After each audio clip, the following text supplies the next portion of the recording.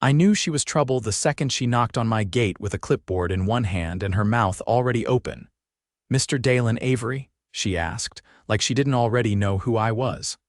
"I'm Kayla Zimmerman, vice president of the HOA." Of course she was. I had moved into the neighborhood 3 months ago. Small house, big backyard, and a side gate that led straight to the walking trail behind the homes. It was peaceful, quiet. That is, until Kayla started sniffing around. "I'll need a key to your side gate," she announced, tapping her pen on the clipboard. "For emergency access." I blinked. "Emergency access to my private property? It's standard," she said, though I was pretty sure she made that up just now. "All homes with trail gates are required to provide the HOA with a key. It's in the community handbook." "I read that handbook," I said. "Twice. Nowhere does it say I have to hand over access to my backyard." Her eyes narrowed like I just insulted her dog. "Well, maybe that part needs updating." "Then update it," I said. "Until then, no key." She huffed, scribbled something down, and walked off like she'd just lost a battle she wasn't used to fighting. 2 days later, I got a violation notice taped to my front door. According to the HOA, my gate was non-compliant with community aesthetics. Which was funny because it was the exact same model as 3 of my neighbors. I took pictures, sent emails, no one replied, then came the fine, $50, then another, 100. I kept screenshots of everything. Dated, time-stamped, and backed up in 2 places. I wasn't about to let a clipboard tyrant bully me with fake fines. The final straw came when I caught her on my security camera trying to jiggle the gate lock. That was it. The very next morning, I called up a contractor and told him I wanted a new fence built taller, sturdier, and without a gate. Just solid cedar all across the back. No access to the trail. No access for Kayla. The look on her face when she saw the workers unloading the lumber was priceless. "You're blocking the trail," she shrieked from the sidewalk. "Nope," I said, sipping my coffee, "blocking my yard. My property line ends exactly where that fence will." "This is retaliation," she hissed. "Retaliation for what? You trespassing?" "Yeah, I'd call it self-defense." I turned and walked back inside before she could launch into one of her HOA monologues. By the weekend, the fence was up. No gate, no access, no nonsense. I even added a motion sensor floodlight facing the trail just to be extra neighborly. Kayla didn't come by for a week after that, but she wasn't done, not even close. A week passed with no sign of Kayla. The neighborhood felt quieter, like the air had been cleared of something stale. I figured maybe she'd finally gotten the message.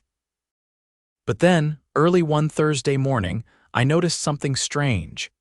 A man in a reflective vest walking along the trail behind my fence, holding a clipboard and stopping right behind my new cedar wall. He wasn't from the city, no insignia on his vest, no badge, no reason to be inspecting anything. I watched from my kitchen window as he took photos, then jotted something down. He didn't notice the camera mounted on the fence post above him. Or maybe he didn't care. Later that day, I found a letter stuffed into my mailbox, not mailed, just shoved in.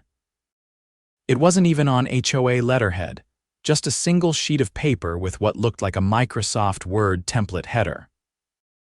It accused me of obstructing community access to a shared recreational corridor and stated that my fence was under investigation for unauthorized expansion.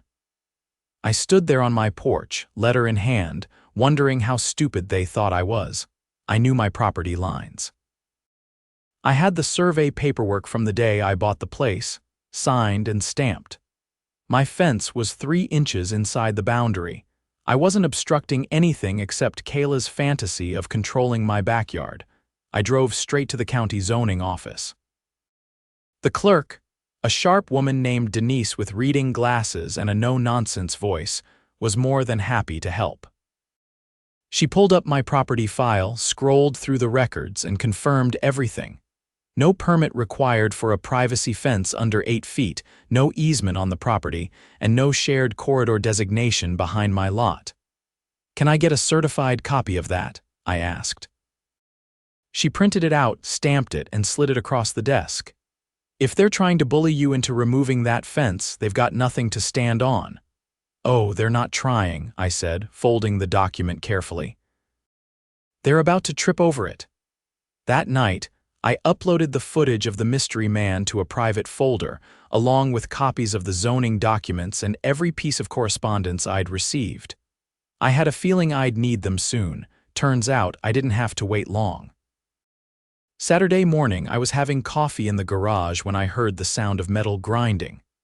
I walked out to the backyard and stopped cold. The gate was back. Not mine, a brand new one, installed right next to my fence, cutting through the HOA-maintained trail fence. There were fresh concrete footers, a metal latch, and a keypad lock bolted on. It opened onto the trail but was angled so that it clearly faced my yard, just a few feet from where my original gate had been. I walked around the block to the trail entrance, followed it down, and found Kayla standing beside the new gate with two other HOA board members, Doug, a retired accountant with a permanent scowl, and Leela, who ran the community newsletter and wore laminated name tags to neighborhood picnics. "What is this?" I asked. Kayla turned like she'd been rehearsing it. "Community access improvement. We added an emergency egress gate along the trail. Part of our safety initiative. Isn't it funny how your safety initiative just happens to face directly into my backyard? It's not on your property," she said. "No, but it's close enough to be a problem. You're encouraging people to loiter 6 feet from my fence." Doug cut in, voice flat. "It's locked. Only board members have the code. It's not for public use." "So you built a locked gate that no one can use for emergencies only?" Kayla's eyes flicked sideways. "Did you get a permit for this? It's HOA land. We don't need one. That's not how city code works. Any structure with a lock intended for access requires a permit and inspection." I turned to Leela. "Did you even check the zoning ordinances before pouring concrete?" She looked away. "I'll be reporting this," I said. Kayla crossed her arms. "Do what you need to do." The board approved it. I walked away, already dialing. By Monday morning, I had a zoning inspector at the site. He took one look at the gate, made a few notes, and asked if I had any footage of the installation. I gave him a flash drive with the security video. When he saw the timestamp 3 a.m., with no work lights and no safety gear, his eyebrows nearly hit his hairline.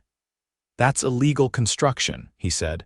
"No permit, no notice, and that's city-maintained land behind the HOA fence. They don't own it."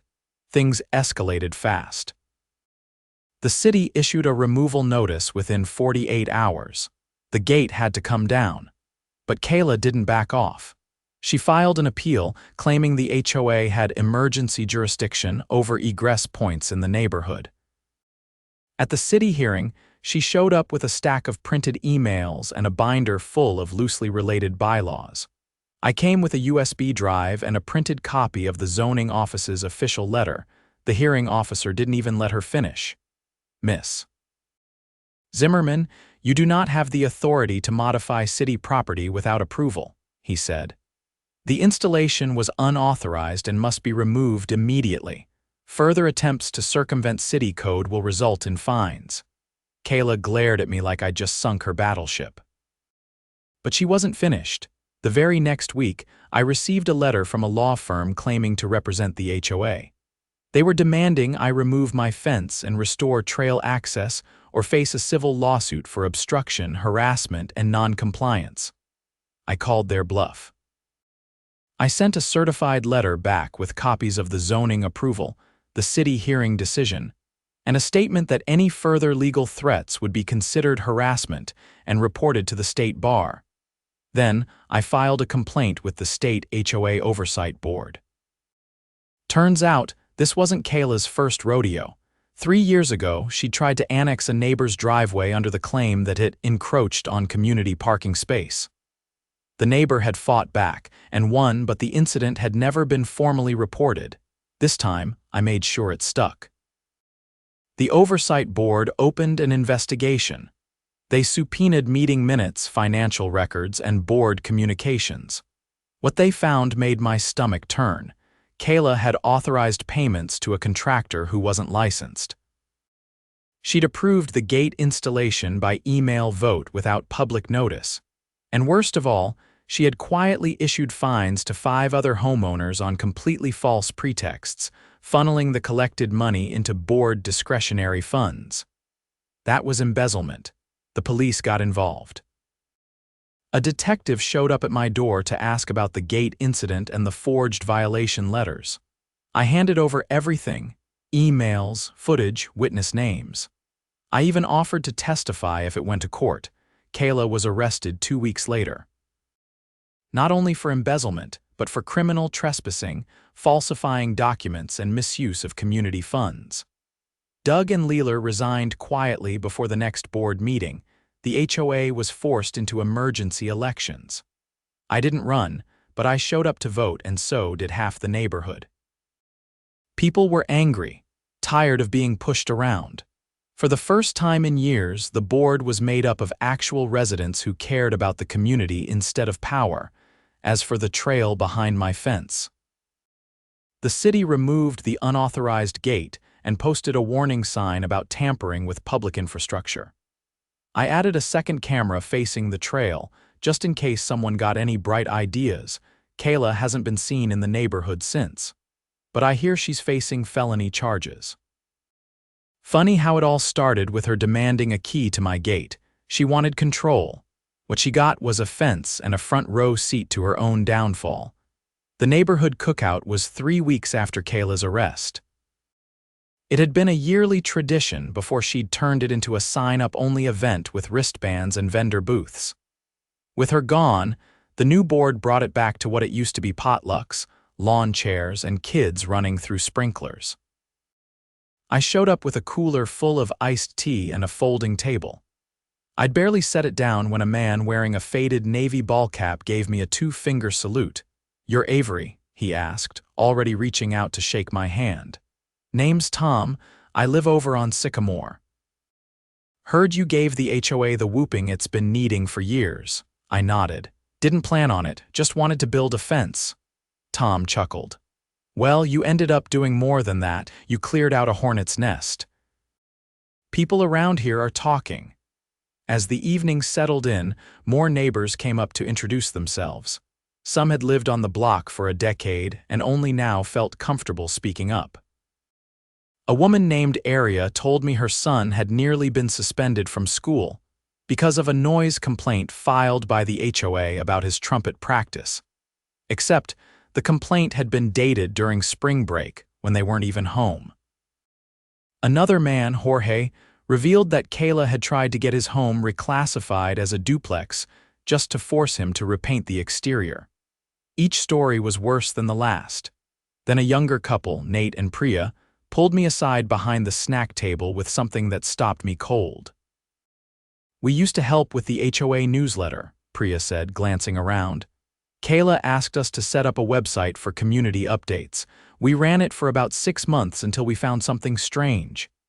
She had us create a private subdomain," Nate added, "said it was for board-only files. But we had admin access. Out of curiosity, we looked at the file list." "What did you find?" I asked. He pulled out his phone, tapped the screen, and turned it so I could see. There was a folder labeled Archive Discipline. Inside were dozens of PDFs, copies of violation letters, spreadsheets labeled Compliance Scorecards, and a document titled Red List. "It's a list of residents," Priya said in a low voice. "Names, addresses, specific notes. Stuff like watch for pets interacts with renters likely to complain." She was profiling people. "Did you save this?" I asked. "Everything," Nate said. "And we've got the metadata. She created most of it herself." "We didn't know what to do with it. We were afraid if we said anything, she'd retaliate." I took a deep breath. "You did the right thing by holding on to it. Now it needs to go to the right people." By Monday, I was sitting in the county sheriff's office with a flash drive and a printed report. The detective who'd handled the embezzlement case met me in a small room with a glass wall and a single fan slowly turning above. "I thought we'd seen the end of this," he said, plugging in the drive. "It's worse than we thought," I said. "She wasn't just misusing funds, she was running surveillance on residents, categorizing them, possibly targeting them with false violations. When he opened the folder and saw the sheer number of files, he let out a low whistle. This changes things. A week later, I was called in again, this time to speak with a county prosecutor. It turned out the documents Nate and Priya had uncovered weren't just creepy, they were illegal. Some of the files included restricted information pulled from county property databases not publicly accessible. Others had time-stamped photographs of residents in their yards, clearly taken without consent. They launched a second investigation. This time, it wasn't just about HOA mismanagement, it was about civil rights violations, harassment, and unlawful data collection. News spread faster than wildfire. A local journalist picked up the story after the county released a statement confirming the investigation. The headline read, "HOA Gone Rogue, Suburban Board Under Criminal Probe for Targeting Residents." The next HOA meeting was packed. Folding chairs lined the sidewalks, and even the new board members looked overwhelmed. I stood in back, not planning to speak, but when the microphone was offered during the open forum, someone called my name. I stepped forward slowly. Dozens of eyes turned, some hopeful, some curious, a few just tired. "I moved here for quiet," I said.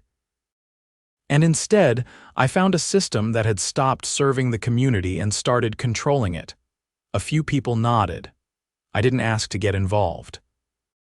But when someone came onto my property, demanded access without cause, and then retaliated with lies, it made me realize how deep the rot went. I paused, watching people lean in. This wasn't just about me. The violations, the fines, the secret lists. That's not what a neighborhood should be. That's not what any of us signed up for. Someone clapped, then another. Soon it spread. The new board issued a formal apology that night. They promised transparency, community oversight, and a full audit of every action taken over the past 5 years. But it didn't stop there. The county's case moved forward swiftly.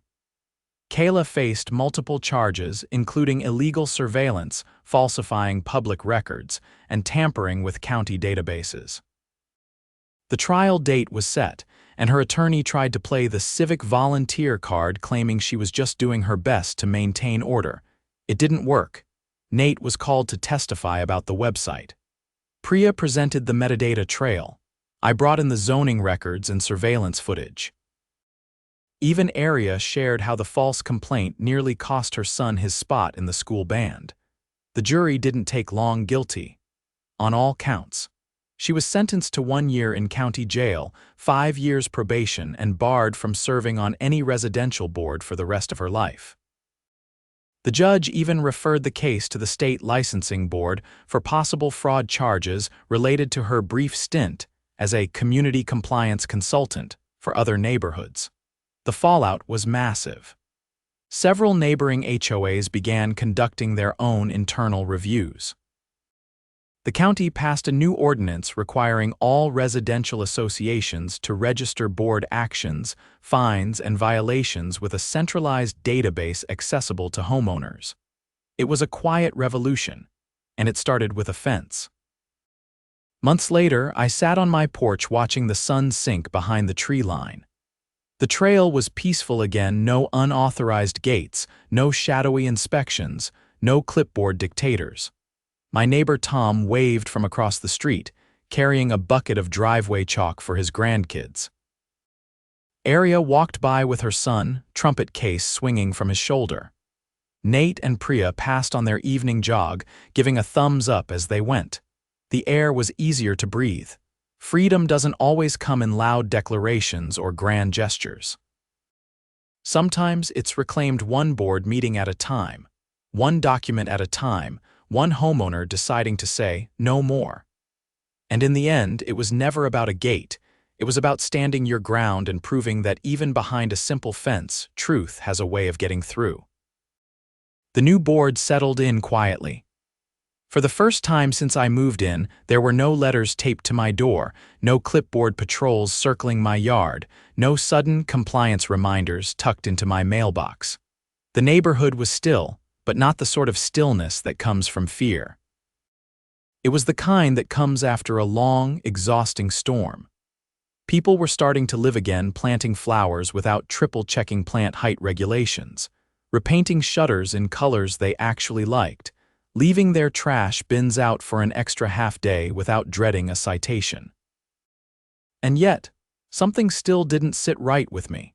I kept thinking about how Kayla had known about private zoning details, how she'd accessed county-only data, and how she'd managed to forge city-style notices with near-perfect accuracy. Some of what she did couldn't be explained by clipboard ambition alone. I'd handed over everything I knew, but there was one piece I hadn't been able to trace: how she got access to restricted property details in the first place. Then, one Tuesday morning, I got a call from Denise, the county zoning clerk who'd helped me early on. Her voice was neutral, but I could hear the hesitation underneath. "You should probably come down here," she said. "We found something in the internal logs. It's unusual." I drove straight over. She met me at the records counter, leading me into a back office where a younger guy with glasses and a city ID badge waited, arms crossed, eyes scanning a screen. "This is Leo," Denise said. "He's our IT compliance analyst. He found something while reviewing login history for the zoning portal." Leo turned the monitor toward me. On the screen was a table: dates, times, IP addresses, and login credentials. What caught my eye was the user ID, Clerk J. Zimmerman. "She had access?" I asked. "She shouldn't have," Leo said. "That's the problem. This ID belonged to a temp hire from last year, Justin Zimmerman. We now suspect he was related to her. He worked here for less than 3 months, then disappeared, but his login was never deactivated." Denise nodded. "She was using his credentials to pull internal zoning maps, property surveys, even code enforcement memos. Things not available to the public." Leo clicked through a few more tabs. "She also accessed internal complaint logs and printed citation forms. That's how she created those fake violation letters. She copied real ones from previous years and altered the details." I leaned forward. "How long was this going on?" "Almost 1.5 years. Denise looked tired. "We're filing a formal complaint with the county auditor and bringing in the state IT office. This isn't just unauthorized access, it's data theft and impersonation." I sat back, processing it all. "You think Justin gave her the login?" Leo hesitated. "Maybe, but it could have been worse. If she'd known more about the back end, she might have deleted or altered public records." Denise turned to me. "We're also notifying the district attorney. There's enough here for a second round of charges, this time for computer crimes and unlawful access to government systems." I thanked them both and left with a sinking feeling. Kayla hadn't just overstepped, she'd infiltrated the very institutions meant to keep her in check. The new charges were filed within the week.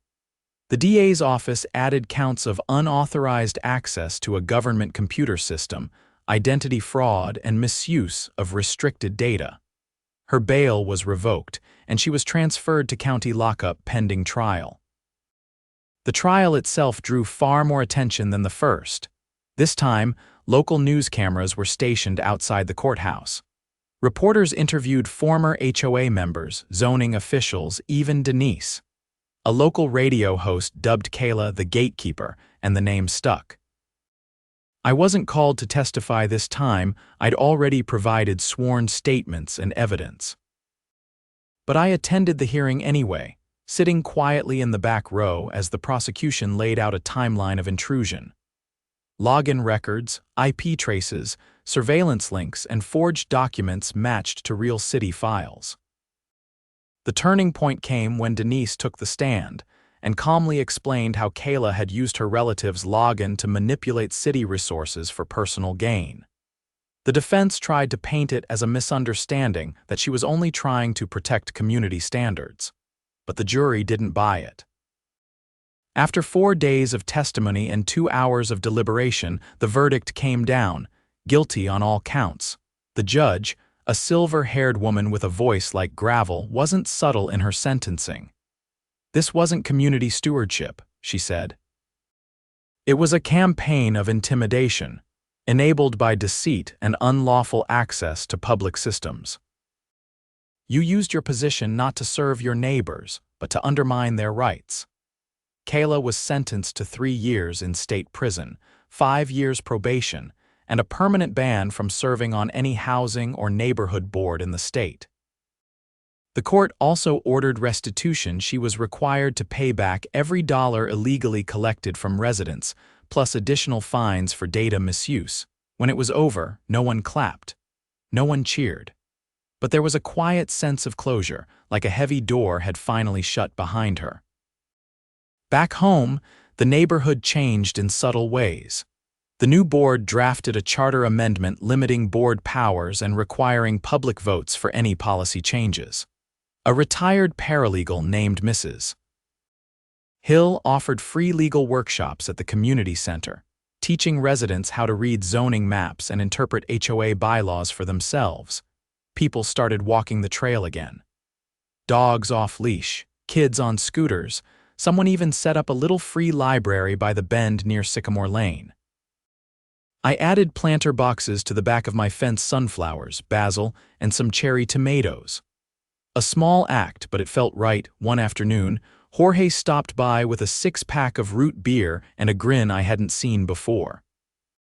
"You know," he said, handing me a bottle, "I was thinking of running for the board next election. Thought maybe it's time someone who knows how to fix things with their hands gave it a shot." "You've got my vote," I said.